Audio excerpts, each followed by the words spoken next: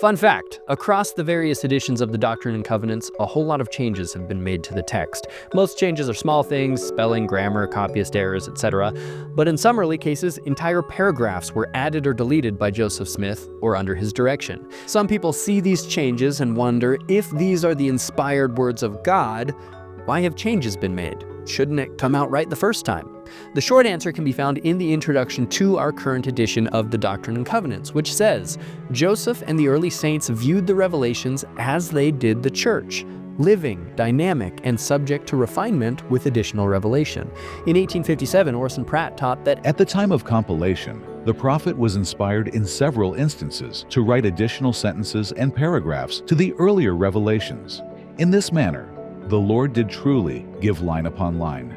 We see perhaps a similar pattern in the Old Testament. In Jeremiah 36, after the king burns Jeremiah's prophecies, the Lord commands the prophet to write them down again, except this time we also read that many similar words were added to them. Similarly, Joseph wasn't afraid to go back and edit, expand, contract, or combine revelations inasmuch as he felt inspired to do so. BYU professor Grant Underwood said that some Latter-day Saints may assume that the prophet was not involved in any way whatsoever with the wording of the Revelation text, that he simply repeated word for word to his scribe what he heard God say to him. But our investigation has suggested otherwise. Examination of the D&C Revelation text lead us to a richer, more nuanced view, one that sees Joseph as more than a mere human fax machine. Joseph had a role to play in the revelatory process. Here's the way Orson Pratt put it in 1872. In writing the Doctrine and Covenants, Joseph received the ideas from God, but clothed those ideas with such words as came to his mind. John Whitsoe said something similar in 1937.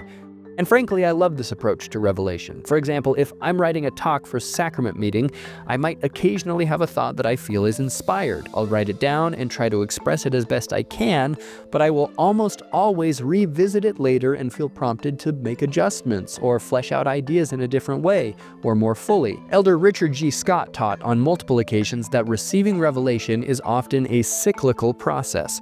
He described how he would receive impressions, write them down, perhaps edit what he'd written, and then he'd ask God, was there yet more to be given? Oftentimes there would be, and he'd start the process over again.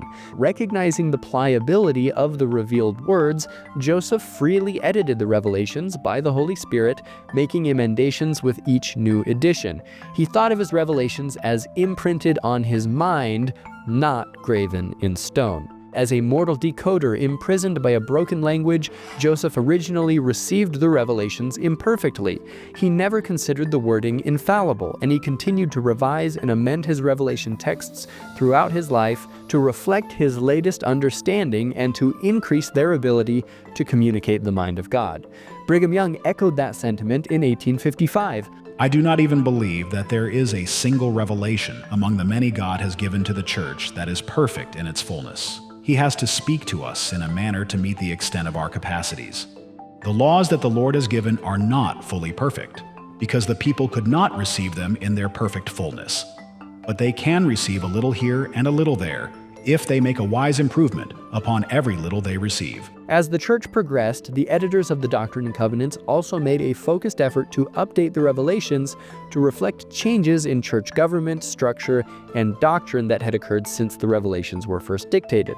For example, here's a block of text from a revelation as printed in the 1833 Book of Commandments versus the 1835 Doctrine and Covenants. As you can see, this entire chunk has been added. Why?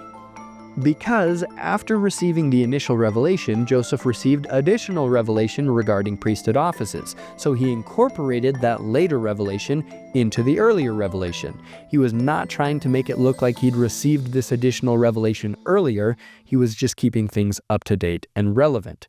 Now, perhaps the most controversial change in the Doctrine and Covenants has to do with what is currently D&C Section 27. So let's dig a little deeper. The priesthood was restored in 1829 by angelic messengers. These angelic experiences were not published for the public in the 1833 Book of Commandments, but they were published in the 1835 Doctrine and Covenants. Critical works like the CES letter suggest that Joseph and Oliver made these experiences up and were trying to slip this later narrative into earlier revelations. If that was the case, they did a pretty poor job of it. These specific changes were not subtle additions, and like all of the other changes, they were out there published for the whole world to see.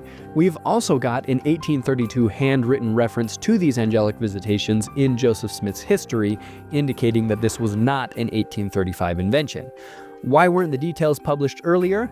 I think it was probably some combination of the following three reasons. Number one, sacredness. Richard Bushman wrote that Joseph may have felt the visions were too sacred to be discussed openly.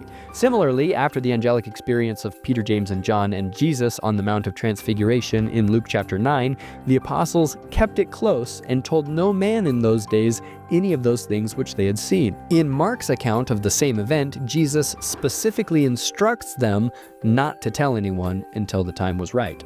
Number two, safety. Joseph's 1838 history notes that initially we were forced to keep secret the circumstances of our having been baptized and having received the priesthood.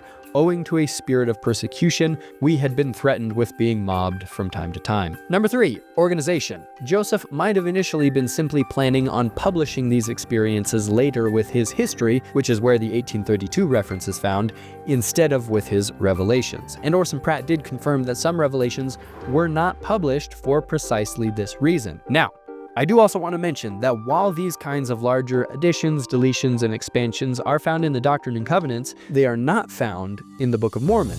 It seems that Joseph recognized the limits of his editorial jurisdiction and respected the Book of Mormon as simply not his to edit in that way. Thanks for watching. You might as well check out this video while you're here, and have a great day.